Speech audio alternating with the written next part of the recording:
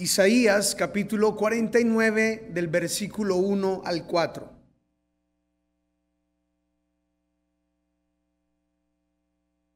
Dice así la palabra del Señor: Oídme costas y escuchad, pueblos lejanos. Jehová me llamó, ¿desde cuándo? Jehová me llamó desde el vientre, desde las entrañas de mi madre tuvo mi nombre en memoria, y puso mi boca como espada aguda, me cubrió con la sombra de su mano, y me puso por saeta bruñida, me guardó en su aljaba, y me dijo: mi siervo eres, oh Israel, porque en ti me gloriaré. Pero yo dije: por demás he trabajado en vano y sin provecho he consumido mis fuerzas. Pero mi causa está delante de Jehová y mi recompensa con mi Dios. Ahí donde usted está, yo le invito a que por un momento cierre sus ojos y oremos al Señor, que sea hablándonos en esta hora en el nombre de Jesús. Padre, quiero darte gracias por esta preciosa oportunidad que nos das de adorar y de bendecir tu presencia en el nombre de Jesús. Padre, yo te pido en esta hora que nos hables, que nos ministres y que nos bendigas a través de tu palabra. Gracias por tu presencia en medio de este lugar. Gracias por tu gloria, porque tú dijiste que donde hay dos o tres, tú estás en medio y tú estás aquí. Háblanos, Padre, en el nombre poderoso de Cristo Jesús. Amén y amén. Denle un aplauso a Jesús si usted cree que Él está aquí en medio nuestro. Bien, gloria al nombre del Señor. Este es uno de los textos más favoritos de la Biblia que impactan mi vida, y le doy gracias al Señor por esa revelación de esa palabra para nuestras vidas. Cuando entendemos que somos llamados desde el vientre de nuestra madre, cuando entendemos que tenemos un propósito desde el vientre de nuestra madre, nuestra vida tiene que cambiar. Nuestra manera de ver la vida tiene que cambiar cuando entendemos que desde el vientre Dios tiene un propósito conmigo, tiene un propósito en la vida. Yo no lo entendía. A la edad de 19 años, déjeme compartirle un poco de mi testimonio. Vengo de un hogar, como casi todos los hogares latinos, donde nos criamos sin un papá, y me crió mi abuela mientras mi mamá trabajaba. Me crié en una zona muy difícil de la ciudad de Bogotá, un barrio muy complicado, con muchos problemas sociales. Y ahí me crié, y ahí crecí. Mi mamá siempre me inculcó que estudiara, que me preparara, en medio del contexto del barrio en el que vivíamos tan difícil que era. Pero a la edad de 19 años había terminado mis estudios, y mi papá apareció en mi vida en etapas especiales. Apareció como 4 veces en mi vida. Apareció como a los 7 años, como a los 9, a los 12 apareció para invitarme un aguardiente, a invitarme a tomar y a irme con mujeres cuando yo tenía 12 años. A eso apareció, y obviamente no me dejaron ir. Ahora, yo tampoco sabía dónde iba. Y luego apareció a los 16 años y me invitó y quería remediar su ausencia. Entonces decidió pagarme la universidad, y entré a la universidad a estudiar informática bilingüe en aquel entonces. Pero cuando yo ingreso a la universidad, ya tenía problemas de drogadicción. Tenía problemas de drogadicción, tenía problemas de vida callejera, tenía problemas de pandillas, y pensé que en la universidad quizás era una oportunidad de cambio. Quizá pensé que el entrar a la universidad mi vida iba a cambiar, y puse mi esperanza en eso, pero no pasó absolutamente nada. Al contrario, habían profesores en la universidad que fumaban más marihuana que yo. Entonces dije, aquí no está la esperanza, porque si el profesor está peor que yo, entonces no hay una esperanza. Vi más desorden, más situaciones, entonces mi vida no cambió, empeoró. A los 19 años ahí sí tuve un cambio de vida. A los 19 años me detectaron cáncer y fui operado, estuve en un proceso de tratamiento y me desahuciaron los médicos y me dieron 6 meses de vida. 6 meses de vida. Me intenté suicidar 2 veces. Me intenté quitar la vida 2 veces porque yo no me quería morir y deteriorar por el cáncer. Usted pronto conocerá personas que se han deteriorado esta enfermedad y eso es una situación muy dolorosa, es muy difícil. Y con 19 años yo aprendí a contar no un día más de vida. Como usted hoy, finalizando el día antes de acostarse, usted puede decir un día más. No, yo aprendí a contar un día menos de vida, donde cada noche pasaba y marcaba en el calendario una menos de acuerdo a lo que el médico dijo. En medio de estas situaciones difíciles, yo iba a la iglesia, venía de un contexto católico, apostólico, ultrarromano. Entonces, para mí la religiosidad no era nada nuevo. De hecho, practicaban religiosidad en mi casa, mi abuela, mi familia. Pero cuando pasó esto, yo entré en crisis existencial y en una oportunidad con una droga donde se dopa un epiléptico 24 horas con 200 miligramos. Y yo consumí 8 pepas de 400 miligramos. Estoy hablando de una sobredosis de 3.200. Ningún cuerpo hubiera soportado eso. Yo quería morirme de esa manera y estaba consciente de irme al infierno.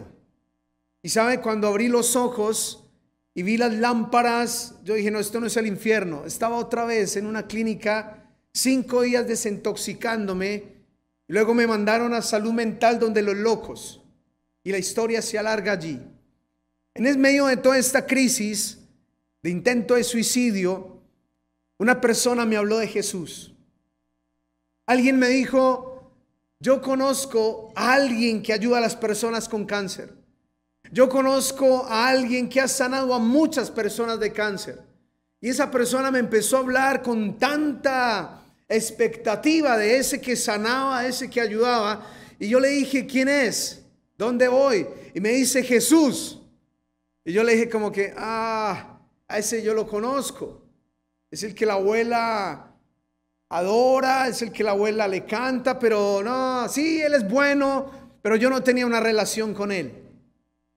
Entonces allí fue cuando me dejó aquella semilla. Diga al que está a su lado lo importante de hablar la palabra. Diga, lo importante de hablar la palabra, dígaselo por favor. Dígale al que tiene a su lado lo importante de predicar la palabra. Cuando hablamos, tú no sabes lo que Dios puede hacer con una palabra en el corazón de alguien. Tú no te imaginas lo que puede traer una palabra en el peor momento de la vida de alguien. ¿Sabe? Esa persona me habló y esa semilla fue lo que Dios usó para mi salvación. Aquella persona me habló de Jesús y me dejó inquieto. Me dejó inquieto con respecto a mi relación con Jesús. Le dije que quería ir a la iglesia y fui. Me parecía una locura los aplausos. Me parecía una locura y no faltaba la persona que se hacía al lado y resultó una vez hablando en lenguas una señora al lado. Me sacó corriendo, no volvía, salí de esa iglesia ese día, pero yo volvía. Un día muy especial, me acuerdo tanto, empezaron a cantar un coro muy antiguo, solo los hermanos de la antigua lo van a recordar. Aquel coro decía, sendas Dios hará donde piensas que no hay. Él abre caminos, te da agua en el desierto. Y empecé a oír esa canción, pero primera vez en la vida que dejaba de oír, como estamos ahí muchos sentados, que a veces oímos y ya ni sabemos lo que estamos cantando. En ese momento empecé a oír y a creer lo que decía la canción. Habían pasado 4 meses, yo pesaba 55 kilos. Estaba totalmente desesperado, trataba de salir de las drogas, ahora con cáncer, difícil. Y empiezo a escuchar, sendas Dios hará donde piensas que no hay. Y empiezo a creerlo. Y cuando menos pienso estoy quebrantado, estoy llorando. Y no sé por qué. Pero usted y yo sí sabemos por qué. Era el Espíritu Santo de Dios que me estaba tocando aquel día. Cuando el pastor dijo: ¿quién quiere recibir a Jesús? Yo pasé, fue de los primeros que pasé aquí al frente. Y sabe, empezó a venir toda mi vida como una película de todo lo malo que había hecho. Y solo le decía perdón. Solo le podía pedir perdón por todo lo malo que había hecho. ¿Sabe? Ese día me levanté de allí perdonado por Jesús. No me importaba morirme al otro día. Había acabado de tener un encuentro con el Rey del Cielo y me había perdonado de todo mi pasado. Gloria al Señor. Amén. Me paré de ahí feliz. Dije, conocí a Jesús. Mi vida cambió. Volví a los médicos, tratamientos, una cosa y la otra. Cuando un día me dijeron: chequeo, dijo, salió mal, repítalo. Otra vez el examen, dice 2 veces el mismo examen, y la noticia es: el cáncer ya no está en su cuerpo. No sé qué pasó. Y yo le dije: gloria a Dios.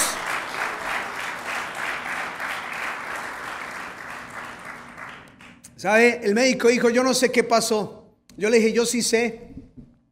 Me dijo: ¿qué? Le dije: Jesús entró a mi vida y el cáncer se fue. Y me dijo: yo creo, los milagros existen. Me dice: no se vaya a volver fanático.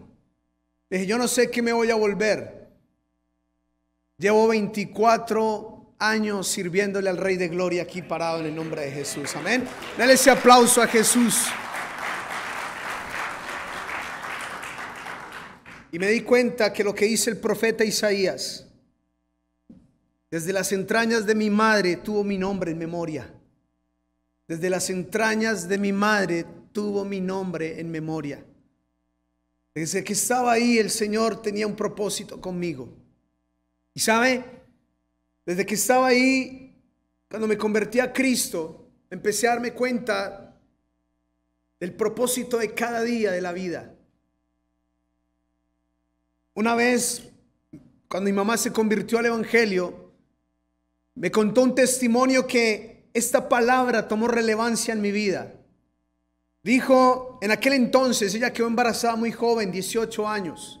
Había mucha ignorancia en aquel entonces, muchos temores. La gente no hablaba las cosas que les pasaban. Mi mamá había quedado embarazada muy joven. El tema es que el día que ella iba a dar a luz, antes de esas semanas, era muy común que traían una partera a las casas para que preparara el parto.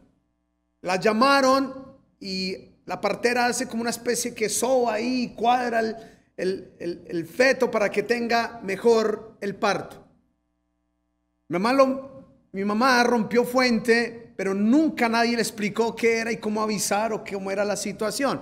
Cuando está crítico, ahí se avisa. Parecía que era tarde, llegó en emergencia a la clínica. Y cuando hicieron la radiografía, yo estaba al revés. Los pies estaban hacia abajo y la cabeza hacia arriba. Entonces dijeron: toca sacarlo por cesárea. ¿Y sabe?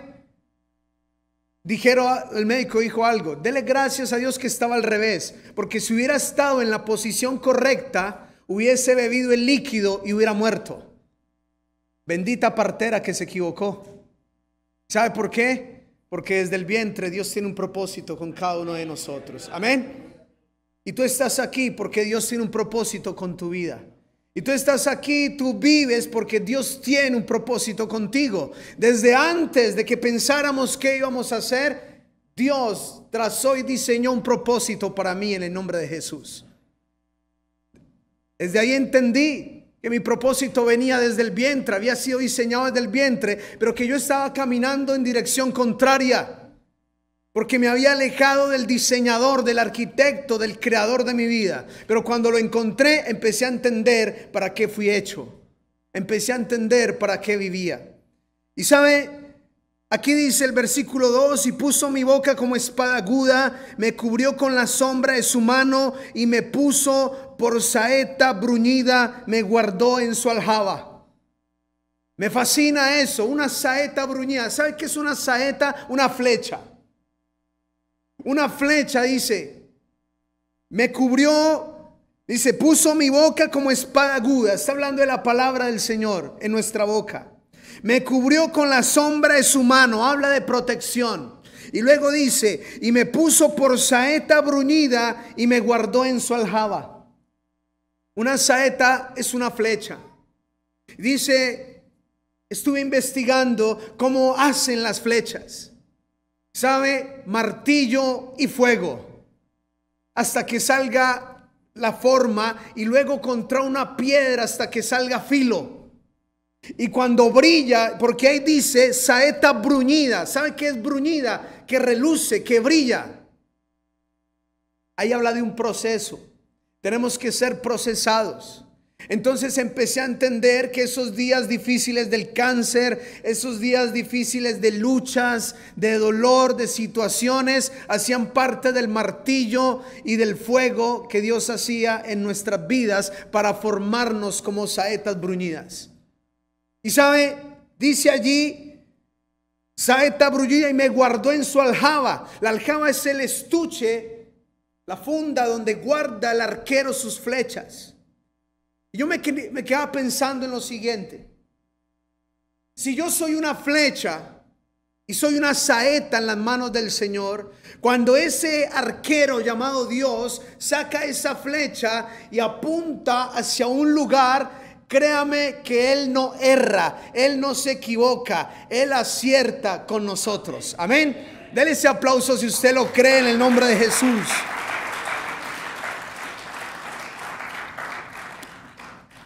Dios no se equivoca. Dios no se equivoca con nosotros. El propósito de Dios contigo es perfecto. Dios desea que conozcamos ese propósito. Cuando empezamos a entender que todas las cosas ayudan a bien, ¿a quiénes? No a todos, a los que aman a Dios. Y dice aquella palabra, a los que conforme a su propósito han sido llamados. Todo obra para bien. Cuando miramos nuestra vida, entonces como ese cáncer, ya después yo lo miraba y decía, el cáncer no obró para mal, el cáncer obró para bien. Me permitió conocer al Rey de Gloria. Y así sucesivamente, cuando paso momentos difíciles en la vida, entiendo de que Dios tiene un propósito. Y mire lo que dice ahí, versículo 3. Y me dijo, mi siervo eres, oh Israel, porque en ti me gloriaré. Dios se quiere glorificar en tu vida. Dios quiere mostrar su gloria en tu vida. Y a veces miramos nuestras vidas y no tienen gloria. Miramos nuestras situaciones y a veces no tienen la gloria de Dios. Pero la palabra dice que Dios se quiere glorificar. Y Dios se glorifica en nuestras debilidades. Y Dios se glorifica en lo vil y menospreciado. Ahí es donde Él se glorifica y se hace grande a través de nosotros. El Señor es tan especial cuando nos damos cuenta que no depende ese propósito de nosotros mismos, sino que es el Señor, dice, en ti me gloriaré. Cuando atravesamos momentos difíciles, curiosamente, el cáncer había sido lo que Dios usó para llevarme a conocerlo a Él. Pero yo había tenido quizá complicaciones y no tenía mucha esperanza de vivir. Pero Dios me permitió, me casé, empecé a servir al Señor. Y tengo 5 preciosos hijos. Y usted dice, uy, ¿cómo así? Me rindió.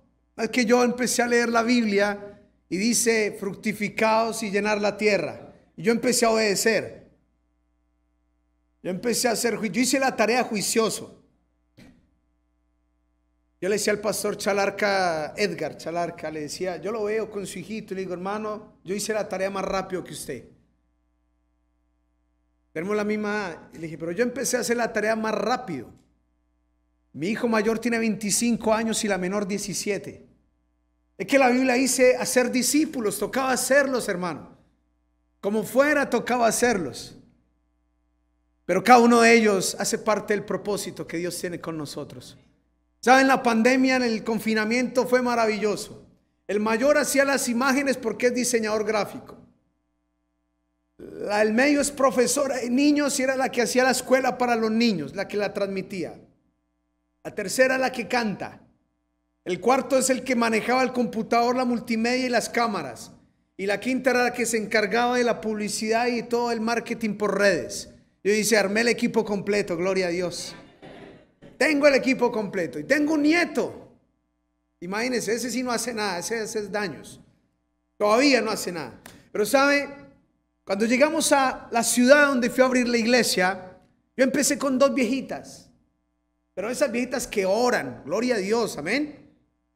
Pero mire cómo Dios se glorifica de manera especial. Y aquellas hermanitas, yo llegué con más hijos que iglesia. 2 viejitas y yo con 3 hijos. Se reunía la iglesia parecía más Mateus que de la iglesia. Tenía más hijos que miembros de la iglesia. Y empezamos. Primer año crecí de 2 a 8. Gloria a Dios. El siguiente año de 8 a 11. El siguiente año de 11 a 15. Y el siguiente año de 15 a 16. Llevaba 4 años y llegué a 16 miembros. Y yo dije, no, yo me devuelvo. Imagínense, de 5 en 5, ¿cuánto llego? No, ¿cuándo termino? No, yo me devuelvo, yo no soy pastor.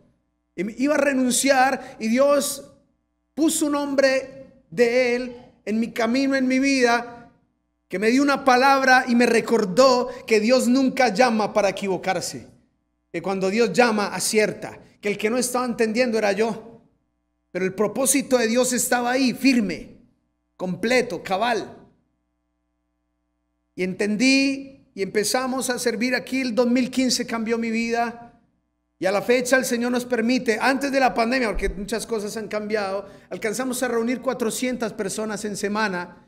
Y en el 2019 reunimos 1,400 personas en un coliseo para la gloria del Rey de Reyes y Señor de Señores. Amén. Y entendí que el que estaba equivocado era yo, Dios no. Dios siempre es perfecto. El Señor es maravilloso. Y no ha sido fácil. No ha sido fácil. Usted sabe que en los países latinos la iglesia funciona diferente.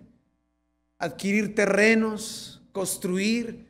A veces toca hacer carnes, comidas típicas de la región para vender, recoger fondos. No ha sido fácil. Pero he visto la gloria de Dios en mis debilidades. No en mis virtudes, en mis debilidades. Ahí es donde Él se glorifica. Pero sabe, cuando nos preguntamos estas cosas, cuando preguntamos, ¿y para qué Dios te hizo? Le pregunto, ¿y dónde estás sentado? ¿Cuál es el propósito que Dios tiene contigo, aún en esta nación donde te ha permitido estar? ¿Cuál es tu propósito? Yo creo que Dios tiene un propósito grande con los hispanos en esta nación en el nombre de Jesús. Yo creo que es volver a traer la presencia y el avivamiento y la gloria de Dios a esta tierra en el nombre de Cristo Jesús. Amén. Yo creo eso con todo mi corazón. Pero a veces las circunstancias no nos favorecen. Y ahí es donde debemos aferrarnos a esta palabra. El apóstol Pablo, Pedro, David, todos fueron saetas bruñidas. José, todos fueron saetas bruñidas. Todos pasaron momentos difíciles que quizás dudarían. Todos dudaron. Todos en algún momento no vieron con claridad las cosas. Pero a través de mi relación con Dios, a través de mi caminar con Él, yo voy a entender las cosas. Con esta pandemia fue muy difícil. No sé si usted aquí, familiares, cercanos, lo vivenció.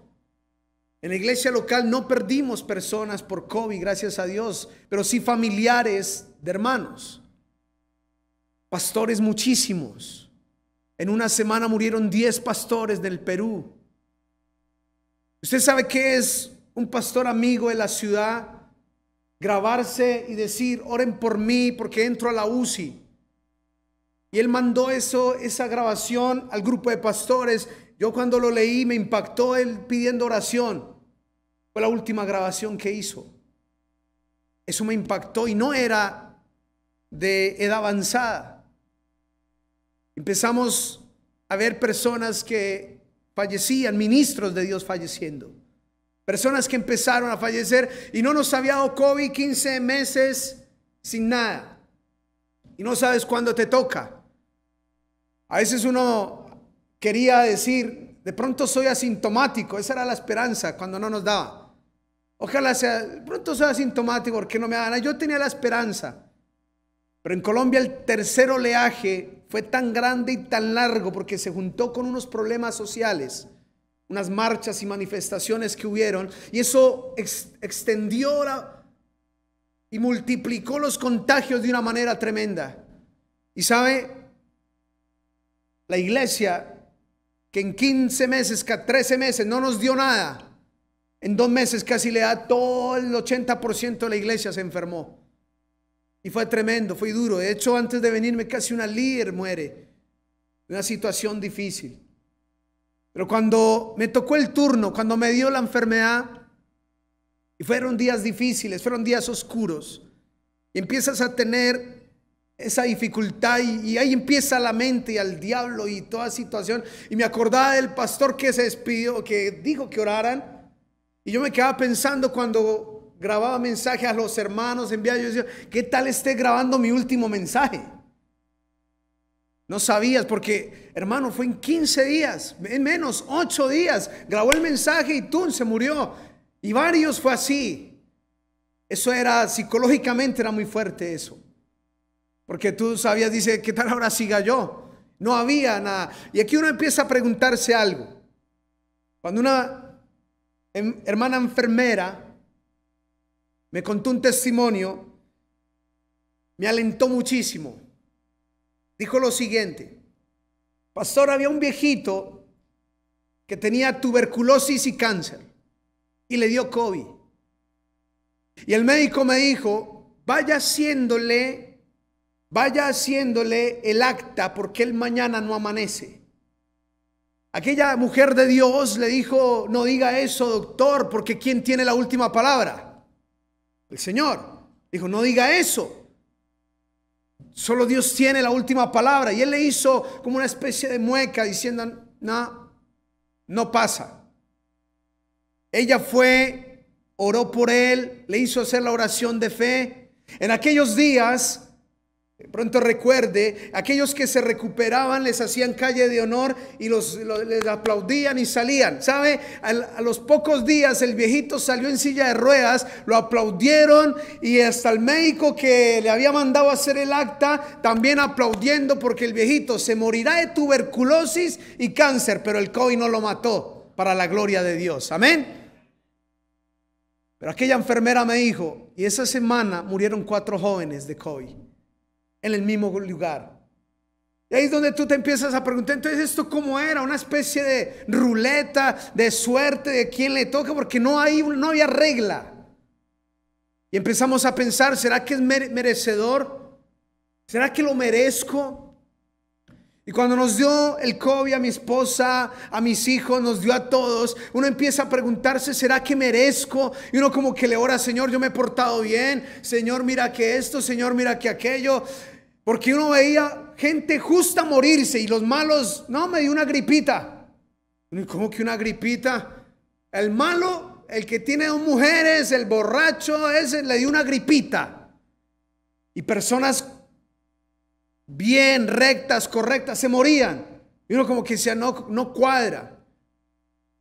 Y cuando nos tocaba hacer la oración por uno, usted como que apela al mérito, ¿verdad? Señor, no vas a dejar morirme. Y uno como que dice, Señor, y sabe, Dios me dio una palabra en el COVID, en el peor día de mi vida, en el día más oscuro, Dios me dio esta palabra. Quiero que me acompañes a Romanos 9:11. Mira lo que dice esta palabra, Romanos 9:11.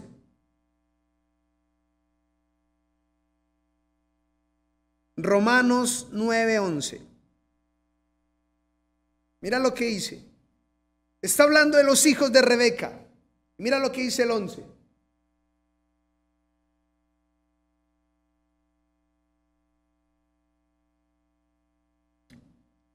Si lo tiene ahí, diga un fuerte amén. Ahí está.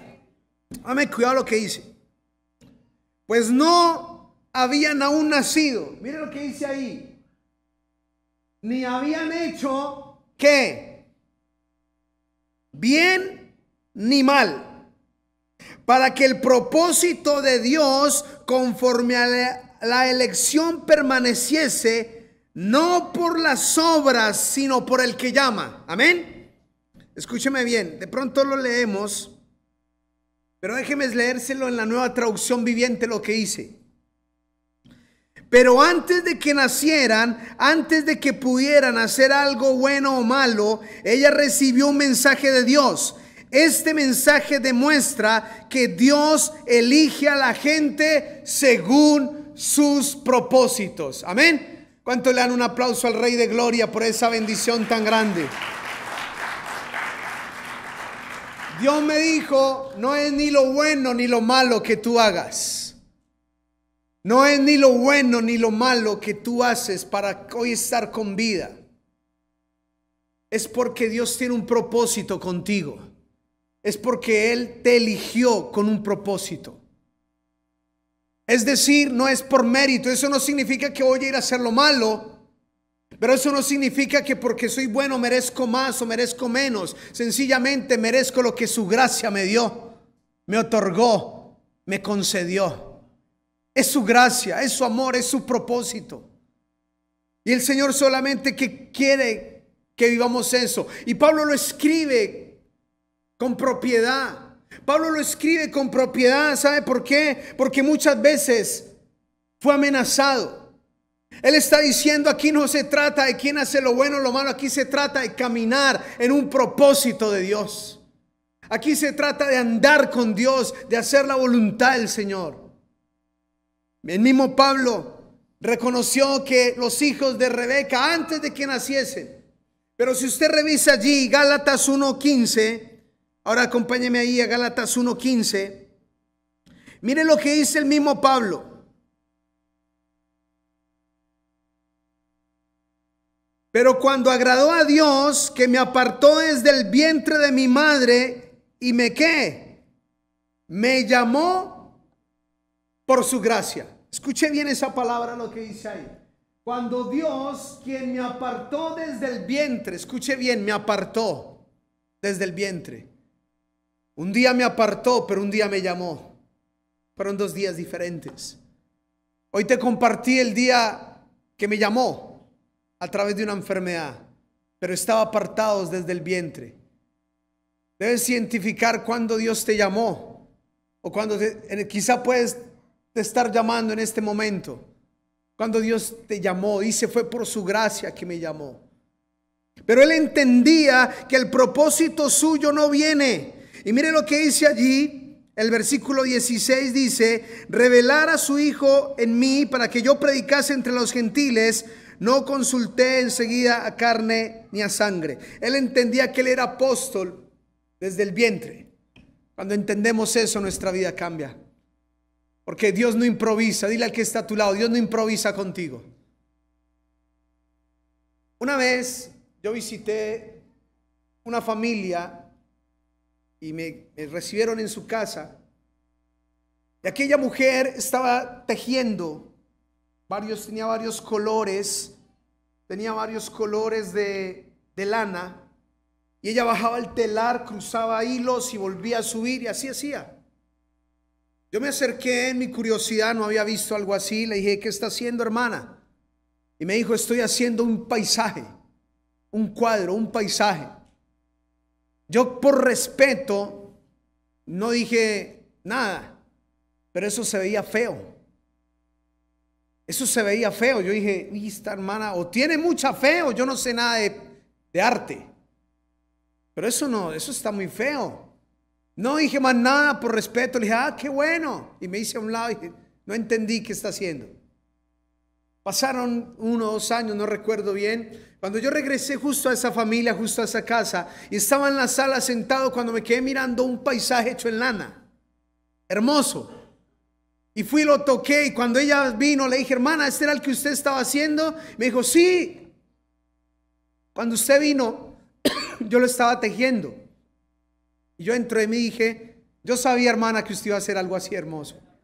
No, ese día yo dije, vea, la hermana tenía talento, tremendo cuadro hermoso. Y el Señor me hablaba, así nos pasa a nosotros. A veces los hilos de nuestra vida se cruzan y no les entendemos por qué se cruzan. A veces miramos nuestra vida y no es un paisaje, es medio horroroso. Pero el que te tiene en sus manos sabe lo que está haciendo en tu vida. Y cree en el nombre de Jesús que todas las cosas te ayudan a bien. Y aún ahí sentado, aún mientras estás ahí, algo está haciendo maravilloso el Señor a favor de tu vida, a favor de tu familia, a favor de tus hijos. En el nombre de Jesús, algo hace nuestro Dios. Y sabe, Pablo tuvo que entender eso en el caminar. Hubieron dos momentos en la vida de Pablo. Usted sabe que él quería, déjeme apelar aquí a su lectura bíblica. Si no ha leído eso, hermano, pues algún día lo leerá. Cuando Dios llamó a Pablo en Hechos capítulo 9, recuerde que Ananías no quería ir. Recuerda que Ananías no quería ir. Dijo, ese tipo es malo, ese tipo me va a hacer daño. ¿Y qué le dijo el Señor a Ananías? No, le dijo, instrumento me es este para llevar mi palabra ¿a dónde? A reyes y gobernantes. Y de hecho él va a saber lo que es pagar el precio de la predicación. Y sabe, Pablo sabía que él fue, ya acabamos de leerlo en Gálatas, él sabía que fue elegido para eso. Y usted sabe que no fue Pedro el que le predicó al emperador, según la historia. Según la historia, Pablo fue el que le predicó a Nerón antes de que lo descabezaran. Según la historia bíblica. Según los historiadores, Pablo murió decapitado y alcanzó a llegar a Roma. Él quería llegar hasta el emperador y predicarle. Parece que así fue. Pero antes, para cumplir, acuérdese la flecha, para llegar a ese propósito, no es fácil a veces. Hubieron dos momentos difíciles en la vida de este hombre. Acompáñeme a Hechos 23, versículo 11 y 12, por favor. Hechos 23. Hechos 23, versículo 11 y 12.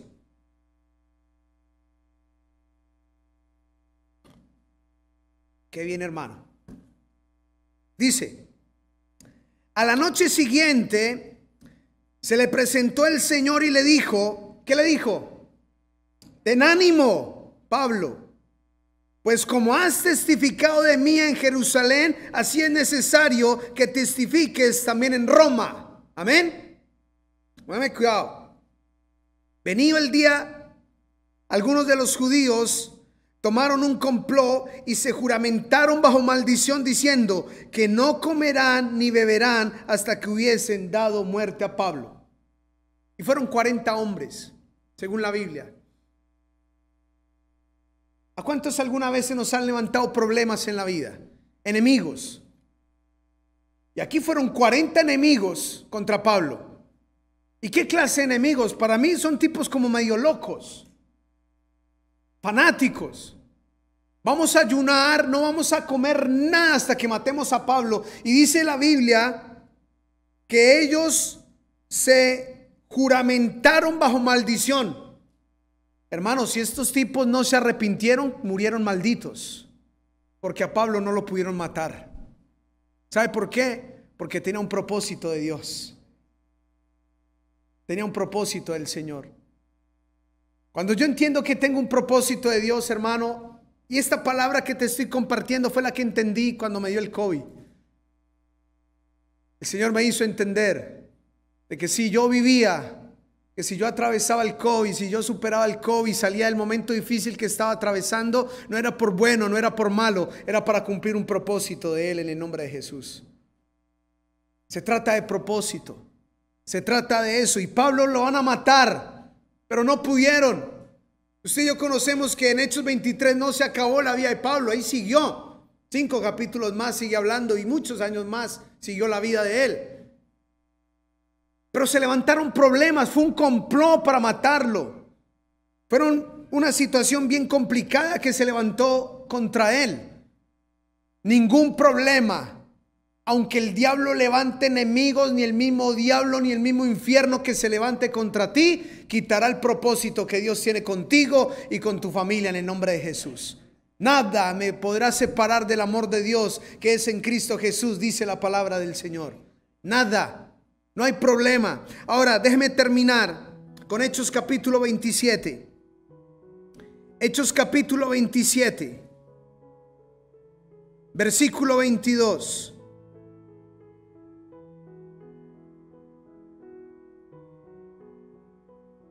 Pero ahora os exhorto a tener que... Déjeme hacer un paréntesis aquí. No sé si leyó el pasado y leyó este, que Pablo en los dos está alentando a los otros a tener ánimo. Es un dato bien interesante. Mira lo que dice. Ahora los exhorto a tener buen ánimo, pues no habrá ninguna pérdida de vida de vosotros, sino solamente la nave. Porque esta noche ha estado conmigo el ángel de Dios, de quien soy y a quien sirvo, diciendo: Pablo, no temas, es necesario que comparezcas ante el César, y aquí Dios te ha concedido los que navegan contigo. Por tanto, varones, tened buen ánimo, porque yo confío en Dios, que será como Él me ha dicho. ¿Sabe? Qué tremendo cuando Dios obra su palabra. Tú dejas que la palabra de Dios obre en tu corazón. ¿Sabe? Pablo viene de una situación difícil. Lo que él está viviendo no es fácil. Versículo, quiero que retroceda un poquito atrás. Dice versículo 15: siendo arrebatada la nave, no pudiendo poner proa al viento, nos abandonamos a él y nos dejamos llevar. El versículo 17 dice: y una vez subido a bordo, usaron de refuerzos para ceñir la nave, y teniendo temor de ar el sirte, arriaron las velas y quedaron como a la deriva. Pero siendo combatidos por una furiosa tempestad, al siguiente día empezaron a lijar. Y mire lo que dice el 20: y no apareciendo ni sol. Quiero que preste bien atención al 20. No apareciendo sol ni estrellas, ¿por cuántos días? Y acosados por una tempestad, ¿cómo? No pequeña, ya habíamos perdido toda esperanza de salvarnos.